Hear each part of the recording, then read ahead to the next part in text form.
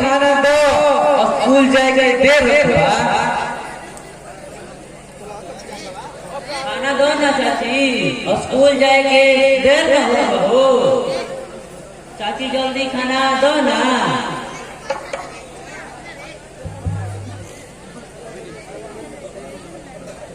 देर होगा तो हम क्या करी, बिना खोले पढ़ाई ना होला का। चाची आज बिल्कुल अनजान है, बात काहे कर पालू, लागत कि हमने के पर केहू ना हमेशा। तू लोग हमारा खड़े हो जा, जेकर बाबा जा ओकरा खातिर जहिया पढ़ लिख के नौकरी करे लग बजा तो अपना माई बाप के ना पहचान बजा, हमारा के थोड़े ना चाची। अब इन्हें तू ऐसा बात मत बोलो, हम तो तुम्हारा खातिर अपन जान लेते, अब हम तुम्हार बेटा बन के रहम। बोलो चाची, अब तो रुपया देबू, बोलो ना, बोलो। पहले आदमी के बच्चा लिए चुपचाप बैठा जा, जब तक एको रोटी बना ना ले तो लगा के एको रोटी ना मिली, बुझलो जा।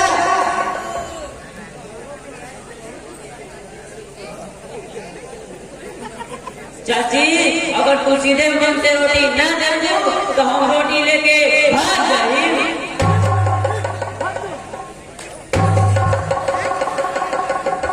बदमाश कहीं के बुझाते हैं बड़ा तरह की डरे नहीं खेला क्यों ना कर के हो जा। आ सब तार मार के पकड़ छोड़ा दे, हमारे नाम मोहिनी है।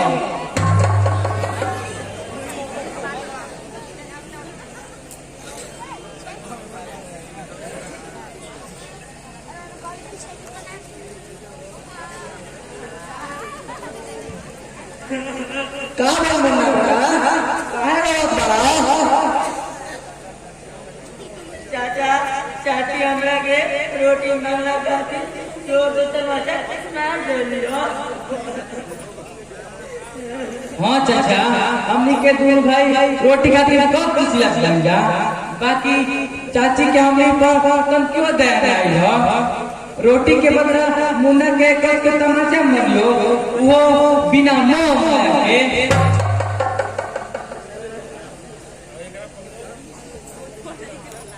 चाचा मुन्ना के मार करके हमरा हाथ से आंसू बदले खून बहा, देखा ना चाचा हमरा हाथ से कोई खून बहा।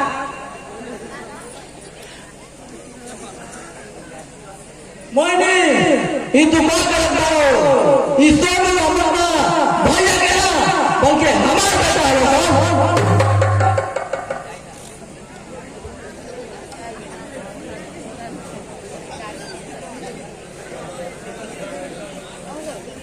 लखन बबुआ शादी ब्याह होते तोहरा लड़का इतना बड़े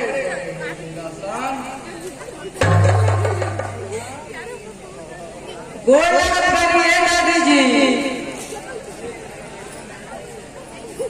जुग जुग जियो भगवान तोहरो के बनैले पता ना काहे लखन बबुआ तो सियाई बाबा भैया पर मोगनी के बेटा खातिर न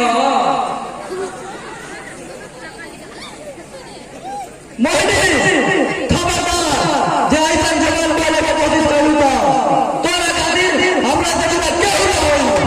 कान खोल के सुन ले, इससे भी हमारा भैया गया बल्कि हमारा बेटा होता।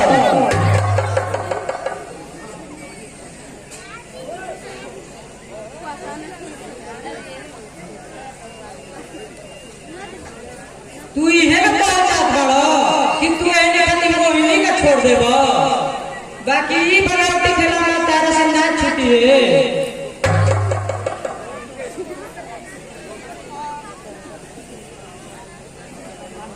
वो पता चल जाई कि अपना मोहिनी के बेटा के करना अंतर होला।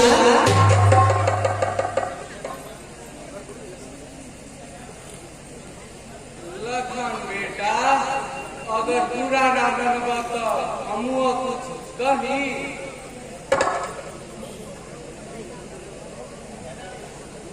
कहो दादी हम तोहरा के बोले खाती तोहरा मुंह थोड़े देखले बानी।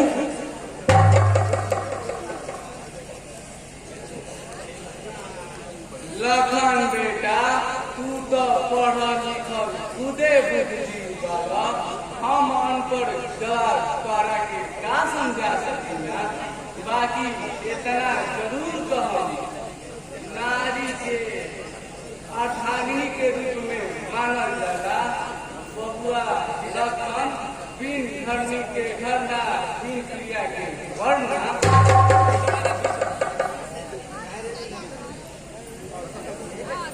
भरभरनी दादी ई तो अरबी भाषा हमरा समझ से बाहर बा।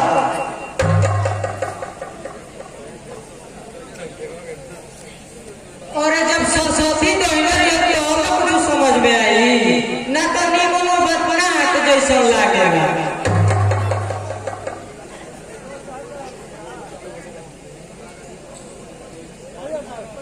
का दादी जी हम कोनो गलत बोलत बानी? झूठ मत बोलो, रउआ देवी समान बानी।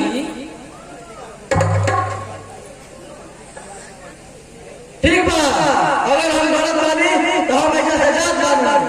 सोनू और मुन्ना चला जा, तू लोग के कुछ छोड़ दो।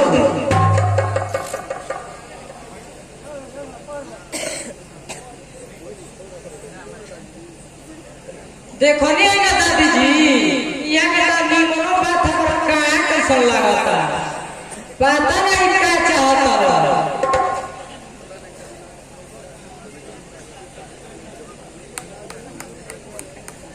लागत है इनका दिमाग में कोनो भूत पकड़ लेले बा, वो भी करे के कोनो ओझा से देखावे के पड़ी।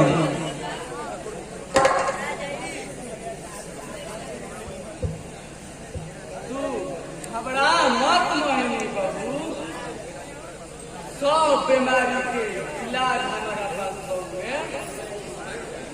सिर्फ तू समय के इंतजार कर। आखिर हम तो कैसे विराट में जलत रहम दादी।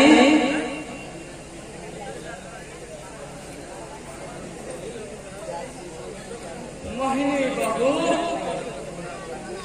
जब तक तारा अपना कोख से कोई संतान पैदा नहीं हो जात, जब संतान